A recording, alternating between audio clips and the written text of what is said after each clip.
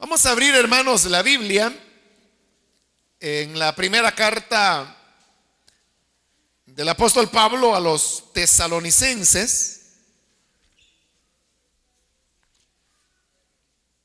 Nos encontramos en el capítulo número 4, donde vamos a leer los versículos que corresponden en la continuación de este estudio.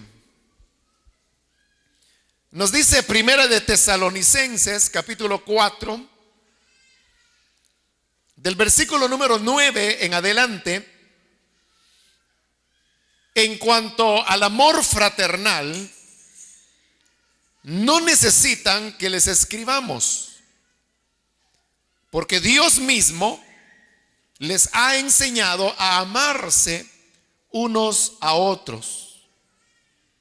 En efecto, ustedes aman a todos los hermanos que viven en Macedonia.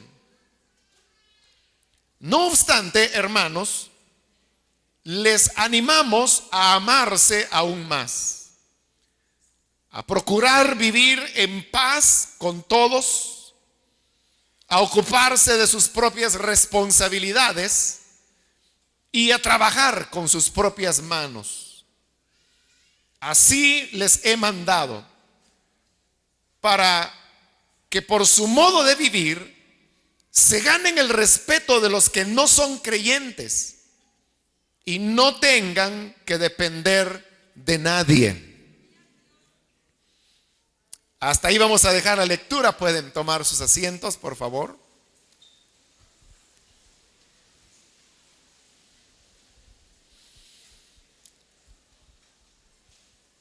Hermanos, como habíamos dicho en una ocasión anterior,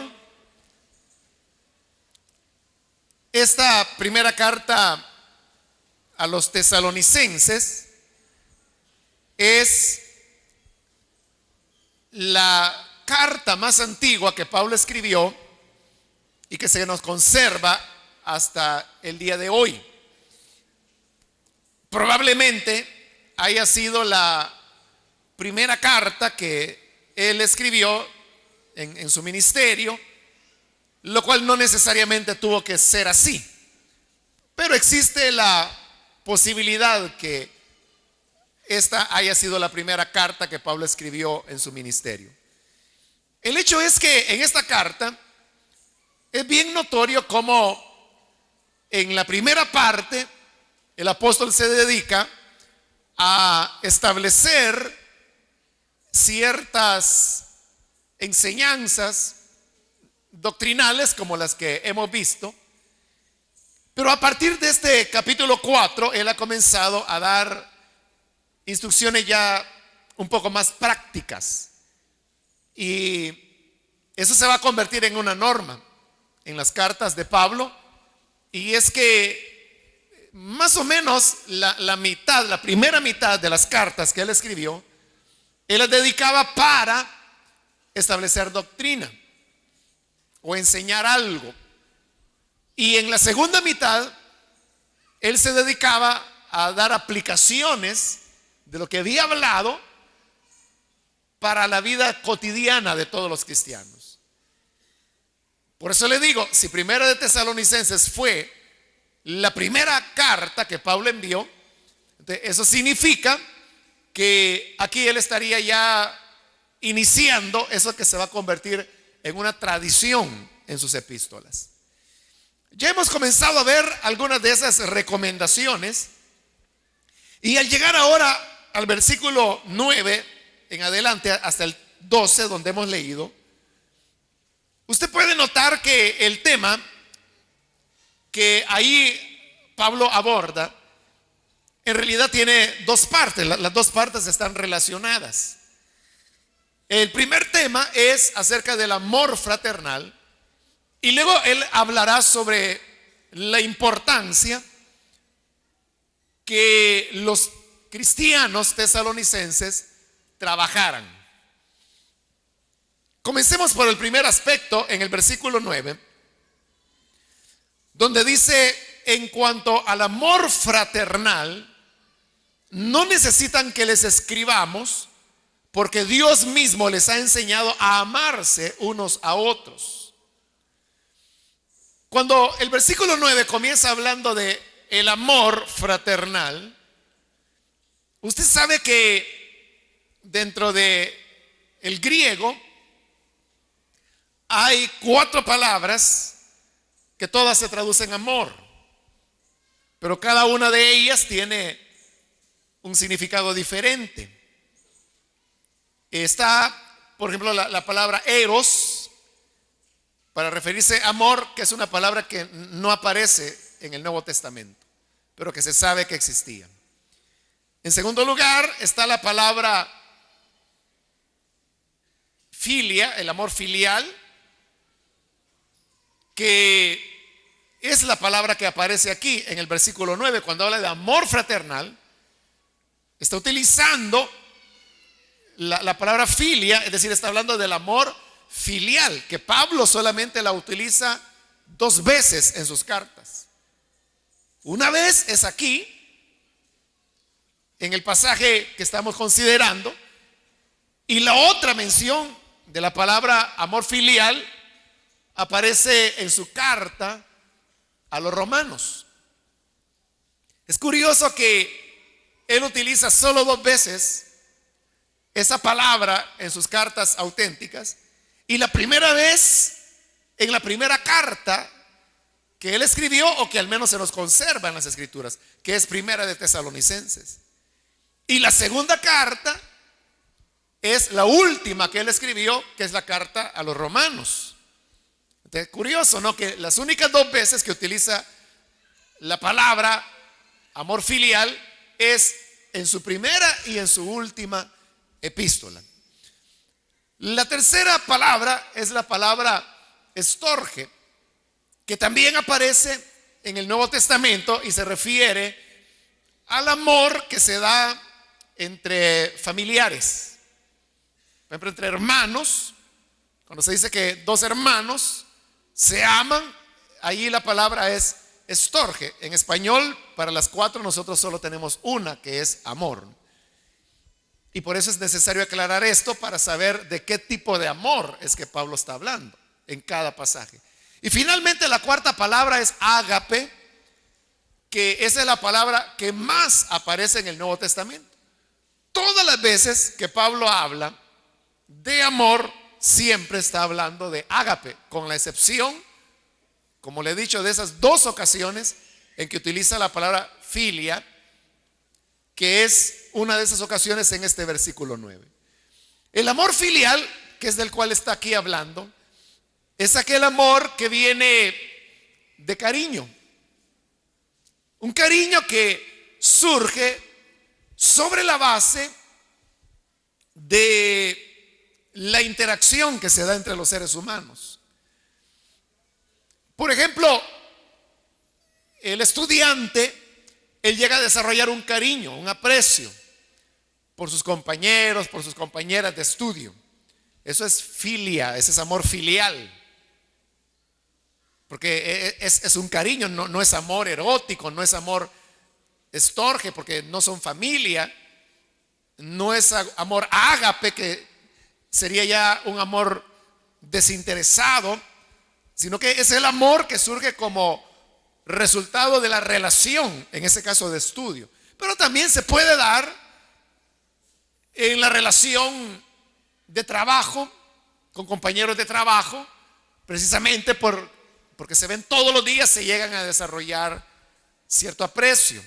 Se puede dar entre vecinos también, pero también se puede dar entre cristianos, porque venimos a la iglesia y, por decirlo así, somos compañeros de iglesia, así como hay compañeros de estudio, de trabajo.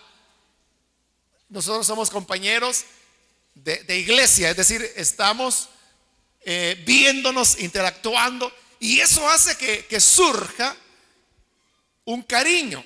Entre los cristianos debe haber ágape, que lo va a utilizar inmediatamente en este mismo pasaje.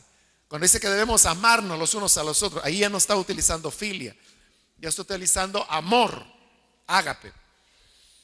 Pero como en el versículo 9 habla de amor filial, que ahí ha sido traducido amor fraternal, se está refiriendo a ese encariñamiento que se da por el hecho de vernos en la iglesia. Llegamos a desarrollarnos cierto aprecio y cariño.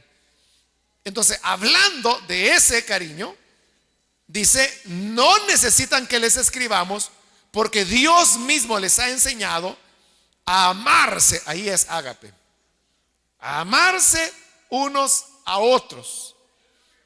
Pero esas palabras que está diciendo ahí Pablo, no tenemos necesidad de enseñarles que se amen, porque Dios les ha enseñado a amarse. Esas palabras para nosotros, hermanos, quizás no tienen un mayor significado, y tampoco lo tenía para los tesalonicenses. Pero para el judío eran palabras que estaban dando cumplimiento a una profecía que fue dada por Isaías, pero también por el profeta Jeremías. Jeremías dijo el Señor a través de él: he aquí que yo haré un nuevo pacto con mi pueblo y cambiaré su corazón de piedra por uno de carne, y escribiré mi palabra en sus corazones. Y luego decía esto: y ya no será necesario que alguien tenga que enseñar a su hermano diciendo, este es el camino para buscar a Dios, sino que dice, Dios mismo será quien les enseñará a ellos. Lo mismo profetizó Isaías, que llegaría un momento cuando Dios era quien iba a enseñarnos sus cosas. Pero eso en la época de Isaías fue una promesa, en la época de Jeremías fue una promesa, e Israel aguardaba el cumplimiento de esa promesa. Pero ahora Pablo está diciendo, no necesitan que les escribamos acerca del amor, porque Dios mismo les ha enseñado a amarse los unos a los otros. Es decir, que Dios mismo se había encargado de mostrarles que ellos debían amarse. Es Dios ahora enseñando directamente. No era necesario que hubiera un maestro humano, como lo había en el judaísmo, que estaban los doctores de la ley, estaban los fariseos, estaban los escribas, estaban los maestros de la ley. Pero ahora llegaba un momento nuevo cuando Dios habría de enseñar directamente a su pueblo. Y Pablo dice, Dios les ha enseñado a ustedes. Como diciendo Pablo, yo no puedo hacer una tarea mejor que la que Dios hace. Porque ¿quién puede enseñar mejor que Dios?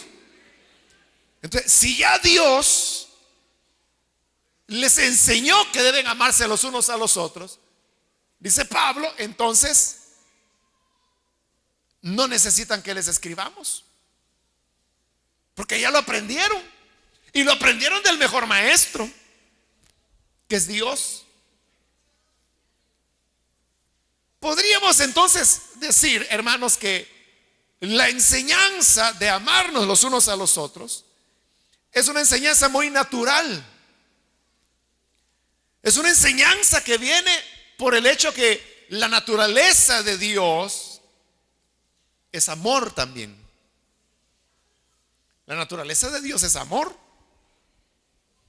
Fíjese que esto lo aprendemos fácilmente, hermanos. O sea, usted sabe que no está bien que usted experimente rencor hacia otro hermano en Cristo. Usted sabe que no está bien que usted le tienda trampas, o que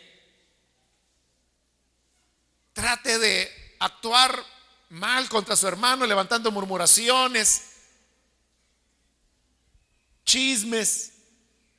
Entonces sabemos que eso no es correcto, pero ¿quién nos lo dice? Es Dios a través de su Espíritu Santo el que nos está enseñando que debemos amarnos los unos a los otros. Y les dice en el versículo 10: en efecto, ustedes aman a todos los hermanos que viven en Macedonia. Eso es interesante, fíjese, porque recuerde que aquí tenemos, esta es el primer escrito cristiano. Cuando Pablo apenas había comenzado unas semanas antes a sembrar la semilla en Tesalónica, que era la capital de Macedonia. Tesalónica era una ciudad grande, pero como en otras ocasiones le he explicado, esa era la estrategia de Pablo.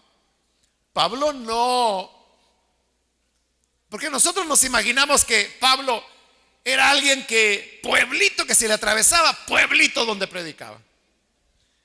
Y que si había por ahí una aldea, Pablo iba y establecía una obra. Eso no es cierto. Pablo caminaba y pasaba poblaciones y poblaciones y poblaciones y no predicaba. A lo sumo se podía quedar a dormir porque le había tomado la noche en algún lugar, pero al día siguiente seguía caminando. Porque Pablo tenía un plan estratégico. Pablo sabía que no le iba a alcanzar la vida a él para predicar en cada población. Pero él sabía que porque precisamente su vida era limitada, él tenía que enfocarse en aquellos puntos donde obtuviera el mayor provecho. Y por eso es que él buscaba las ciudades principales. ¿Y cuáles eran las ciudades principales?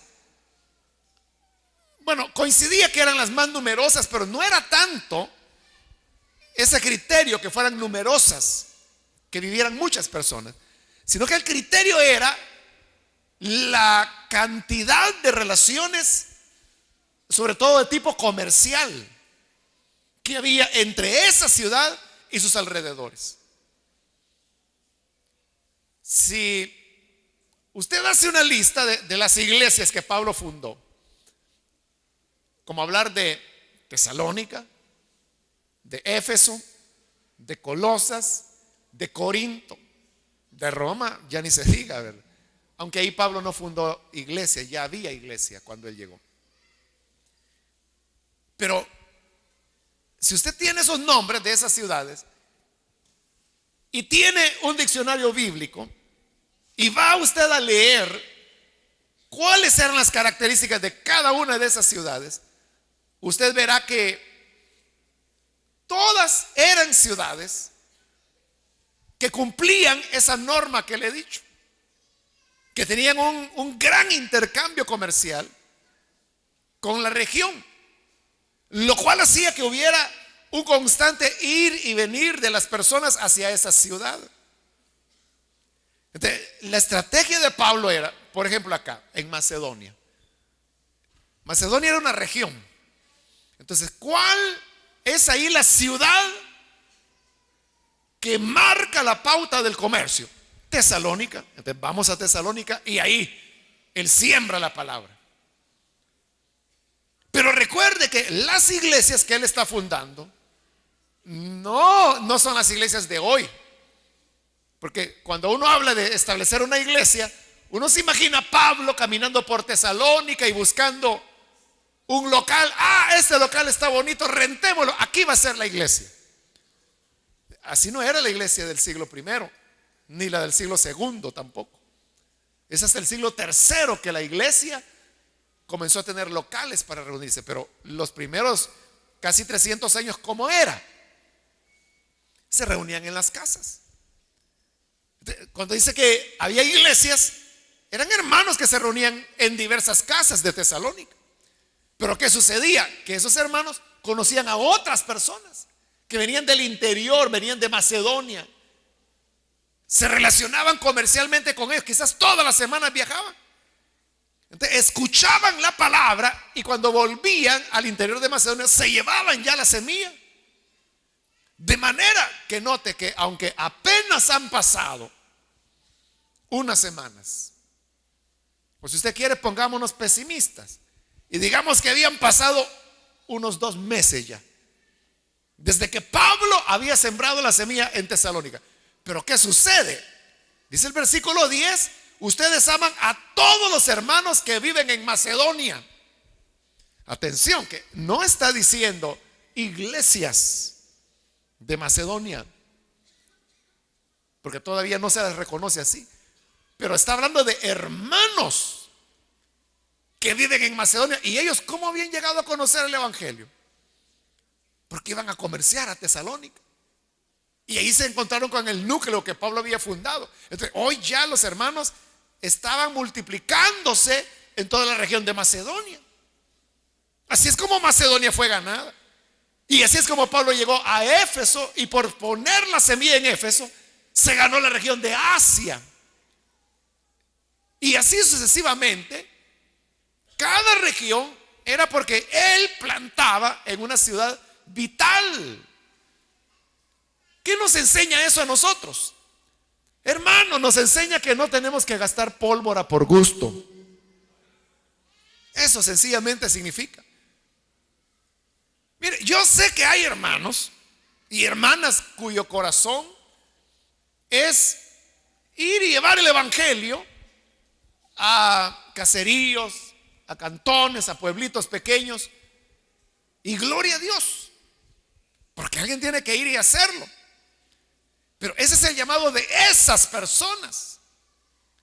Pero obviamente a ellos se les va a terminar la vida, o va a venir el Señor y no van a haber terminado de recorrer todos los cantoncitos que hay en el país. Pero hay otras personas que son llamados a algo más estratégico. Y entonces lo que quieren es aprovechar el esfuerzo que se va a hacer. Y por eso es que en una ocasión anterior también yo había mencionado que es lo estratégico ahora en nuestro país. Lo estratégico lo constituyen los medios de comunicación. Lo estratégico es la radio, la televisión. Porque esa es la manera de poder tener un alcance y una penetración donde de otra manera, digámoslo así, a pie, costaría años, hermano, en llegar. Pero de golpe estamos cubriendo simultáneamente. Eso es lo estratégico. Ahí es donde hay que apostarle. Porque es lo que Pablo hacía. Dirigirse e invertir su vida en lo que era verdaderamente estratégico. Y por eso es que cuando él escribe su carta a los romanos, que repito, es la última carta de Pablo que tenemos en el Nuevo Testamento, él podía decir: desde Jerusalén hasta Ilírico, que sería la actual Albania, al oriente de Italia. O sea, casi había llegado ya a Italia él, si solo el pedacito de mar que ahí lo separaba. Todo lo llenado del evangelio de Cristo. Y ya no teniendo más terreno, ahora, Romanos, voy a ustedes para saludarlos, bendecirlos, que ustedes también me apoyen económicamente, porque de ahí quiero ir a España, porque era otro lugar estratégico. Claro, sabemos que ese sueño de Pablo ya no se cumplió porque cayó en prisión. Si no, él hubiera sembrado el evangelio en España, y entonces los conquistadores no hubieran traído el catolicismo acá, sino que hubieran traído el evangelio de Cristo. Entonces la iglesia evangélica no tuviera 100 años como tiene en el país, tuviera 500.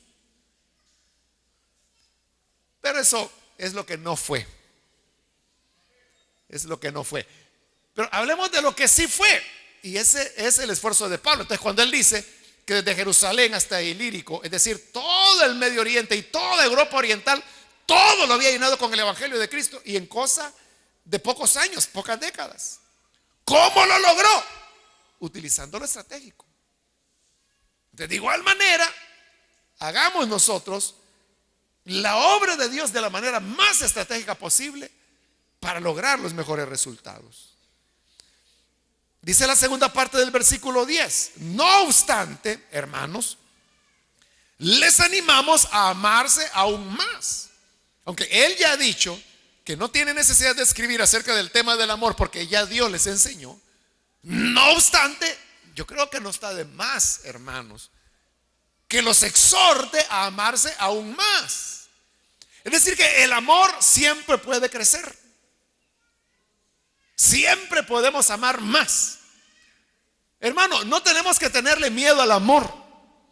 Uno nunca tiene que decir: es que a mí me da miedo amar mucho, amar a las personas, porque luego uno sufre decepciones, le va mal y luego ya anda uno llorando porque le pagaron mal.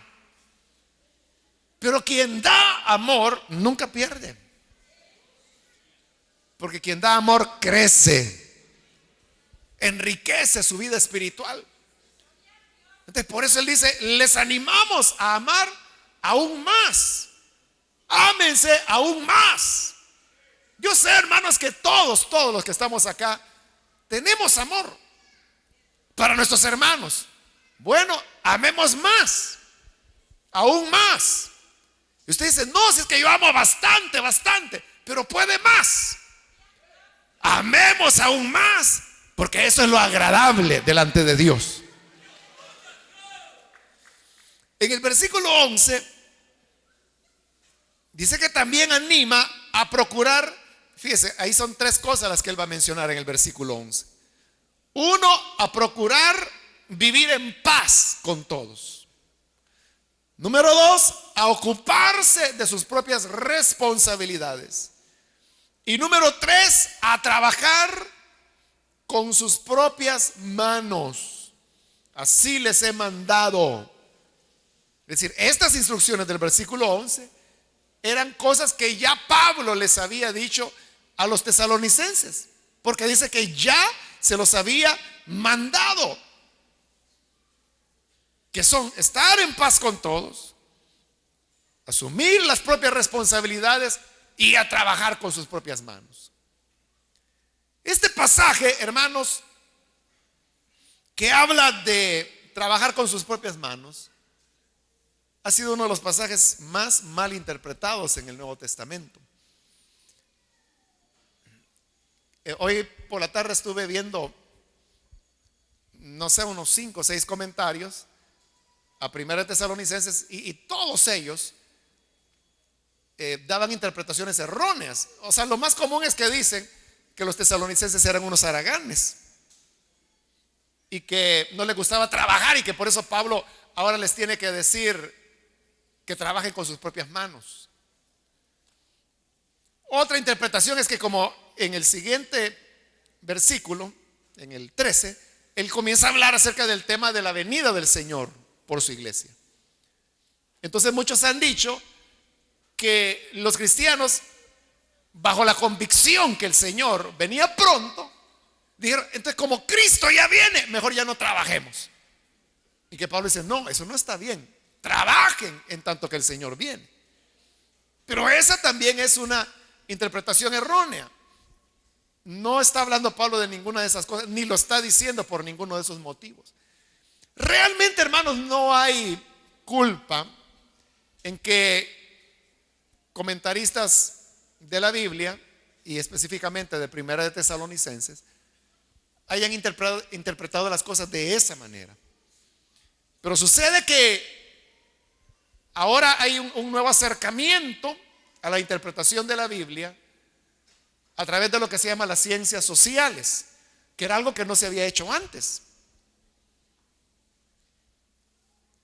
Había acercamiento a la Biblia a través de la historia, a través de la lingüística, a través de la arqueología, a través de la antropología, pero nunca se había pensado en un acercamiento a la cultura del primer siglo como herramienta de interpretación de la palabra.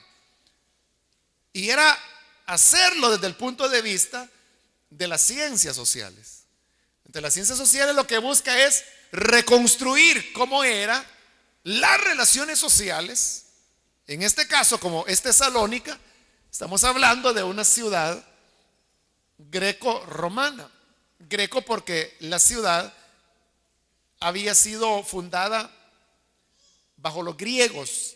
Por eso es que Tesalónica es un nombre griego. Y romana porque ahora estaban bajo el Imperio Romano. Pero el Imperio Romano no logró imponer totalmente su cultura. Y aunque ellos vencieron a los griegos, la cultura griega prevaleció y terminó venciendo a la cultura de los vencedores, que eran los romanos. Pero no es realmente de que lo haya anulado a la cultura romana. Más bien se produjo una mezcla. Y por eso se le llama cultura greco-romana. Y eso era Tesalónica, una ciudad greco-romana del siglo primero. Y se sabe que la relación principal y la que configuraba todo el entramado de una sociedad greco-romana del siglo primero era una relación que se llama de patronazgo y de clientela. Este es un tema que los sociólogos han estudiado bastante, aproximadamente en los últimos 80 años, lo cual es nuevo.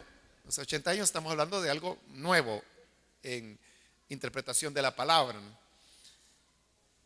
Por eso le digo, los otros comentarios no tienen culpa porque no existían estos recursos que hoy nosotros tenemos. Y se han escrito libros sobre el tema ese de la relación patronazgo-clientela. Y claro, no me voy a ponerme a explicar extensamente acerca del tema, pero se lo voy a decir de una manera muy breve. Sucedía que en la época había mucha desigualdad social. Y habían unas pocas personas que eran las que tenían las riquezas, la propiedad de las tierras, la propiedad de los esclavos, y personas que no tenían nada. Pero sucedía que además, en la cultura greco-romana, el trabajo se consideraba como algo que no iba acorde con una persona de altura. Entonces los que tenían más recursos, como los terratenientes, como los comerciantes, que era la gente adinerada, ellos no trabajaban, porque para ellos el trabajo era denigrante. Entonces el trabajo era para los esclavos, para los siervos. El trabajo era algo que les manchaba el apellido, por decir así. Entonces, ellos se dedicaban a una vida de ociosidad. Pero claro, ese lujo de no trabajar, muy pocos se lo podían dar. Aquellos que tenían tierras o que eran comerciantes y que tenían siervos que hicieran el trabajo por ellos. Ellos lo único que hacían era disfrutar de su riqueza y no trabajaban, y eso les daba estatus social. Y usted sabe que es normal en toda sociedad que todas las personas quieren tener estatus social. Pero ¿cómo se obtenía el estatus social en el mundo greco-romano? No trabajando. Pero y si una persona no tenía ni riqueza, ni era comerciante, ni era terrateniente, ¿cómo podía ser para no trabajar y quitarse la vergüenza de trabajar? Ahí es donde nacía esa relación patronazgo-clientela, que consistía en esto. El patronazgo era el de una persona adinerada que tenía dinero, y se le llamaba clientela a aquellas personas que tenían que trabajar pero que no querían hacerlo porque era un estigma social. Entonces venían y buscaban un patrón, es decir, alguien que les sostuviera, que les diera dinero. Y eso lo encontraban en el patrono. Entonces, el patrono, dependiendo cuál fuera la habilidad de la persona, incluso el patrono podía detectar a alguien, por ejemplo, a un niño que era brillante intelectualmente. Entonces venía el patrón y decía: este niño yo lo voy a patrocinar. Y le pagaba estudios y llegaba a ser un brillante médico, abogado o comerciante.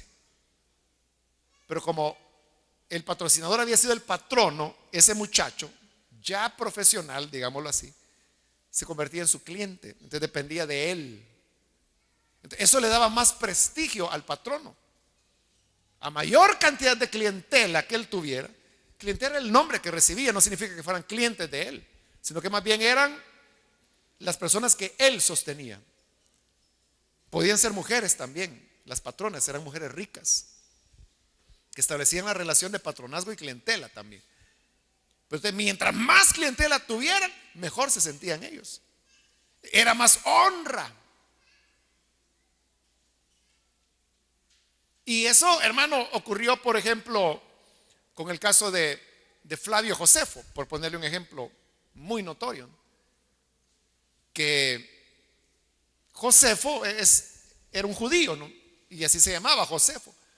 Pero luego él encuentra un patrono que es romano, que se llama Flavio. Y entonces establece con Flavio una relación de patronazgo y clientela. Flavio era el patrono, Josefo se convierte en su cliente. Tanto es así que adopta el nombre de su amo, o de su patrón más bien. Por eso se llama Flavio Josefo. Pero ¿por qué este patrón llamado Flavio le da dinero para que viva y para que se dedique a escribir? Porque Josefo era un historiador. Por eso sabemos de Flavio Josefo, por las obras históricas que él escribió. ¿Por qué lo sostenía? Por eso. Porque era un famoso historiador. Entonces, para él era. Hoy por la mañana estuve platicando con un hermano que, bueno, él es estadounidense, y él me contaba que, bueno, él es un doctor en teología, ha escrito varios libros, y él me decía esto. Yo he tenido, me dicen, muchos estudiantes, y cuando tuve un estudiante brillante, yo siempre digo: él fue mi estudiante. Pero cuando tuve un estudiante que fue mero malo, yo lo que voy a hacerme loco, me decía. Sí, porque yo conozco a otro hermano que fue alumno de él y es un buen hermano. Entonces me dijo: él me dijo, fue estudiante, ese yo lo formé. Le da prestigio a él como maestro. Entonces, así era el patrono. Dependiendo la gente, la clientela que tuviera, le daba más prestigio.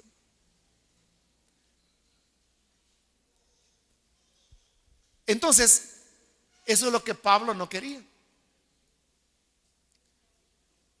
Hubo, hermanos, muchos predicadores itinerantes, como lo era Pablo, que tenían un patrón, que establecieron una relación de patronazgo, clientela. Pablo todo el tiempo la rechazó, al punto que por eso nunca quiso recibir ayuda de una iglesia. ¿Y sabe por qué no? Porque él lo que quería era independencia. Si es que ese era el problema,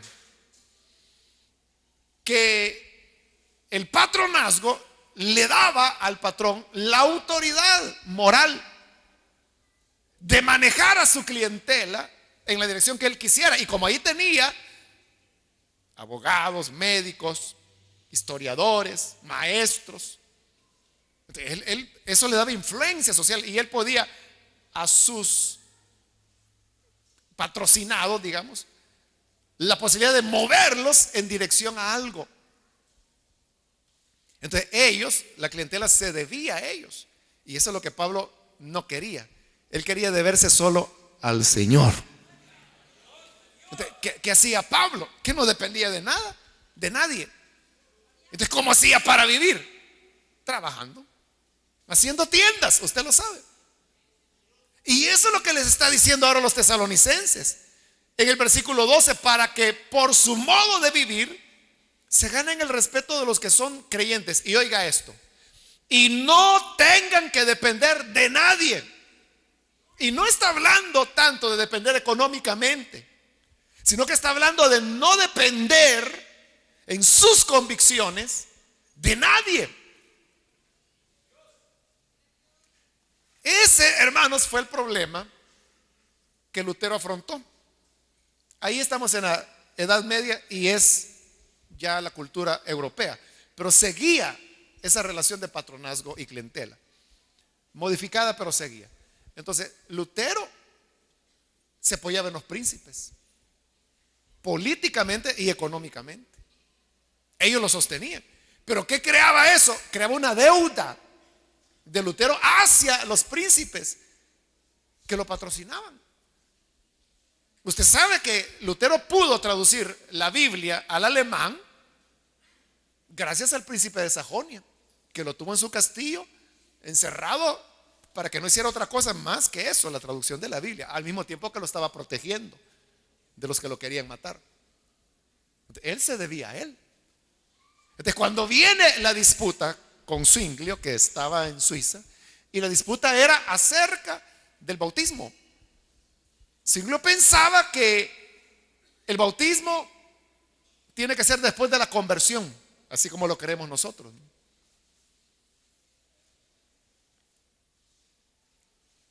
Pero eso a Lutero le representa, o sea, Lutero, fíjese, ese es el punto.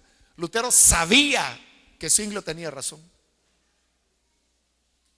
Lutero sabía que ese bautismo de niños que se había recibido bajo el catolicismo romano no tenía validez, porque al niño ni le preguntaron si le querían echar agua. Entonces, él sabía que primero tenía que ser la conversión y después de la conversión recibir el bautismo en agua. Y eso lo enseñó Zwinglio, y por eso se quedó sin la protección de príncipes, y por eso terminó muerto. Por eso lo mataron, porque ya no tuvo quien lo protegiera. ¿Por qué? Porque entonces, al sostener esa enseñanza, esa convicción, que le repito, es la nuestra, porque nosotros creemos que se tienen que bautizar personas que tienen uso de razón, que han decidido bautizarse porque lo desean y porque comprenden, y que es un bautismo que se realiza después de la conversión. Pero ¿eso qué significa? ¿O qué significaba? Significaba decirle a los príncipes: señores, ustedes no están bautizados, tienen que bautizarse. Pero ¿cuál era el problema? Bueno, hasta hoy la Iglesia Católica Romana reconoce el bautismo como la ceremonia de entrada a la iglesia y la pertenencia a la iglesia. Lea usted cualquier catecismo católico romano, que ahí por el 2005 me parece que fue, o 2004, sacaron la edición más reciente, ¿no? Pero lea la doctrina acerca del bautismo católico romano, y ahí dice que esa es la ceremonia que introduce al creyente a la iglesia. Entonces, decirle a los príncipes en aquella época: ustedes no están bautizados, era decirle: ustedes no son parte de la iglesia y por lo tanto no son creyentes. Ese riesgo Lutero no se lo quiso jugar. Como dependía de ellos, ¿qué hizo? Que aunque él sabía que esa era la verdad, no se las dijo, y siguió sosteniendo que era valedero el bautismo que se había recibido de niños. Lo siguió sosteniendo, y eso le dio a él. Por eso es que Lutero murió de viejo, porque siempre tuvo protección y sostenimiento económico. Pero ¿a precio de qué? De traicionar esa verdad, que él en su corazón sabía que eso era lo correcto, pero que si lo decía le costaba el patronazgo, lo perdía. Entonces, Pablo no quería tener ese tipo de ataduras y no las tuvo. Por eso es que Pablo le decía la verdad a quien fuera en la cara. Por eso es que a Pedro, el Pedro que a quien tanto él respetaba, le tuvo que decir en la cara: mira, tu conducta es de condenar porque eres un hipócrita.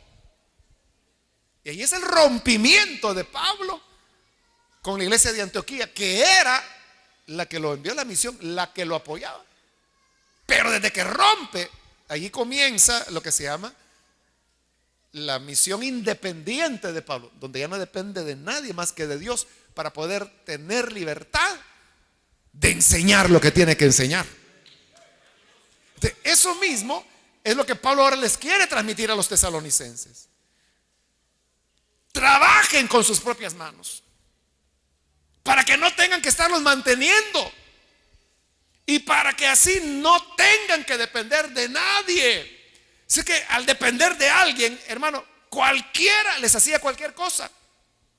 Le puede decir: mira, si te haces creyente, te quito el apoyo.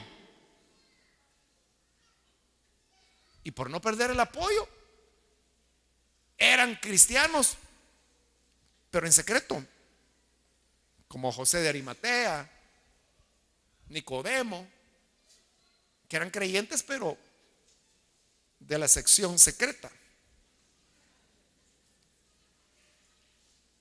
Pero eso es lo que Pablo no quería.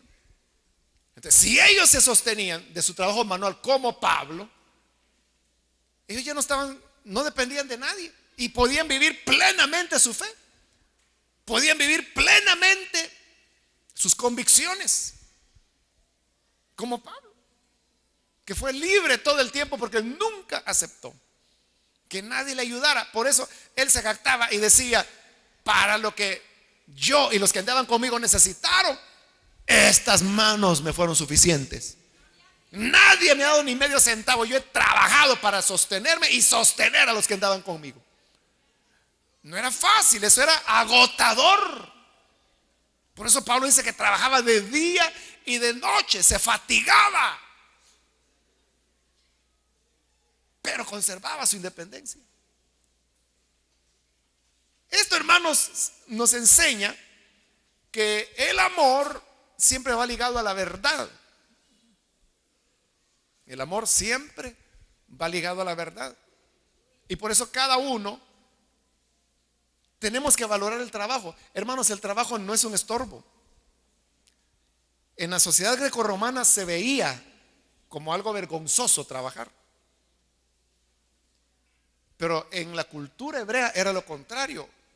El trabajo lo valoraban, lo veían como dignificante. De igual manera, y es lo que Pablo está enseñando acá, y está tratando de enseñar a los gentiles, que ya no se rijan por sus conceptos culturales, sino que por el evangelio, que dice que tienen que ganarse su sustento con sus propias manos. Entonces, usted también no esté dependiendo de las remesas, ni esté dependiendo, hermano, de nada. Busque qué hacer con sus propias manos. Aunque sean muñecas de trapo, hagan. Sí, aunque sea cojines o fundas para almohada, bolsas de tela, lo que sea, pero algo, zapatos, no sé qué puede hacer usted, bolsas de papel. Sí, yo conozco una familia ¿qué le digo, hermano? Tengo, no sé, 25 años de conocerlos, y ellos así han vivido y así han criado a todos sus hijos. Van bueno, realmente no sé a dónde van, quizás a las ferreterías. Van a comprar las bolsas en que viene el cemento, ya vacías, por supuesto, ¿no? O sea que ahí las dejan, entonces ellos van y compran eso. Entonces lo llevan a su casa, desarman esas bolsas, las cortan y las hacen bolsas de papel, las pegan y las van a vender a la tienda, al mercado. Y les digo, desde que yo los conozco ya trabajaban de eso y criaron a sus hijos. O ya los nietos son parte también de ese tallercito casero que tienen. Y nunca les ha faltado nada. Eso es trabajar con las propias manos. Pero si usted depende de otra persona, si usted depende de la tía que está allá en Houston, el día que la tía le diga: mira, tenés que estudiar esto porque yo digo, usted lo va a tener que hacer aunque no le guste. Mira que te venís para acá y aunque no quiera, va a tener que irse. Mira que te salís de esa iglesia porque ahí estás dejando todo el dinero que yo te mando. Entonces, va a querer mandarle, no remesa, sino que mandarle lo que tiene que hacer y lo que no tiene que hacer.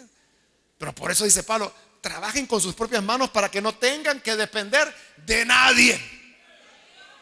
De nadie. Y con la ayuda de Dios tendremos siempre lo necesario para seguir adelante. Porque eso es lo que Dios ha ordenado en su palabra. Eso también es ser cristiano. Y como dice ahí Pablo, para que sé un testimonio delante de los que no son creyentes. Pero si usted dice que es creyente y es un haraganazo, ¿de qué testimonio está dando al mundo? Pero si usted trabaja con sus propias manos, la gente dirá: qué hombre qué mujer esta trabajadora, luchadora. Eso Dios desea como parte de nuestra fe en Él. Vamos a orar, vamos a cerrar nuestros ojos.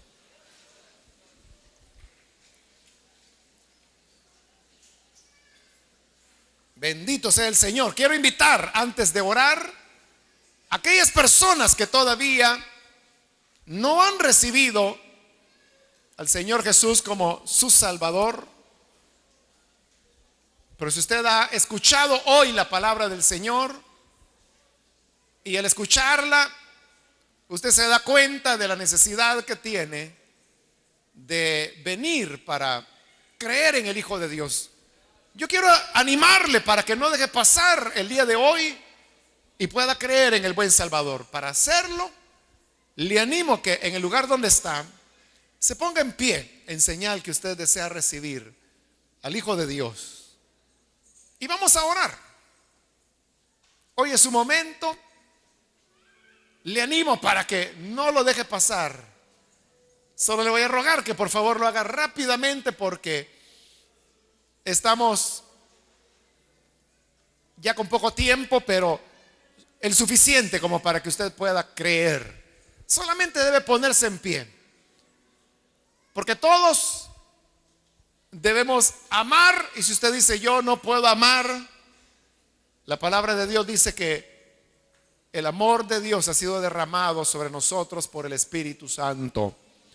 Cuando creemos en Jesús, el Espíritu Santo viene sobre nosotros.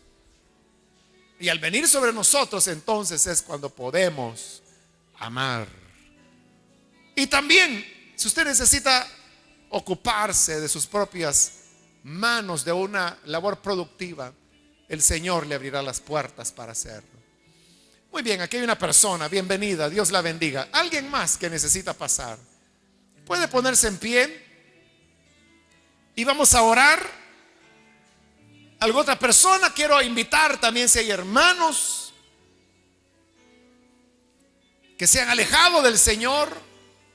Hermana, si usted descuidó su vida espiritual, pero hoy necesita reconciliarse, dedicar de nuevo su vida al Señor, le invito para que en el lugar donde está pueda ponerse en pie también. Venga aquí al frente, vamos a orar por aquellos que hoy necesitan reconciliarse.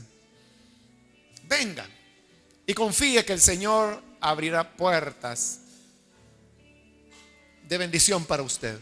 Muy bien, aquí hay otra persona, bienvenido. De este lado hay otro hombre que pasa, Dios lo bendiga. Bienvenido también. Alguien más que necesita pasar. Hoy es su momento.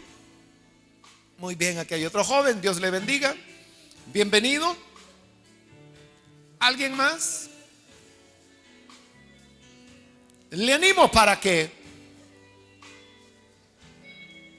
la gracia del Señor le cubra. Hago la última invitación. Este es ya el último llamado. Vamos a orar. Pero si hay alguien más que necesita venir por primera vez al Señor o reconciliarse, pase ahora y vamos a orar.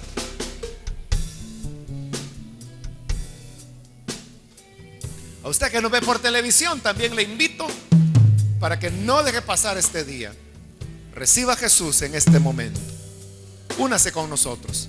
Padre, gracias por cada persona que está aquí al frente, como también por aquellos que a través de la televisión están entregando sus vidas a ti, los que lo hacen a través de las emisoras de radio.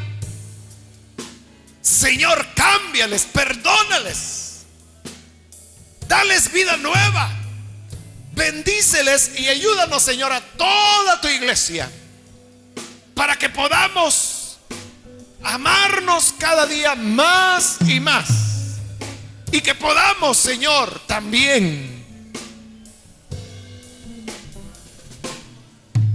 ocuparnos nuestras propias manos en el trabajo y así no depender más que de ti, Señor, que eres el que da pan al que come y semilla al que siembra, el que hace salir su sol sobre buenos y malos y envía la lluvia.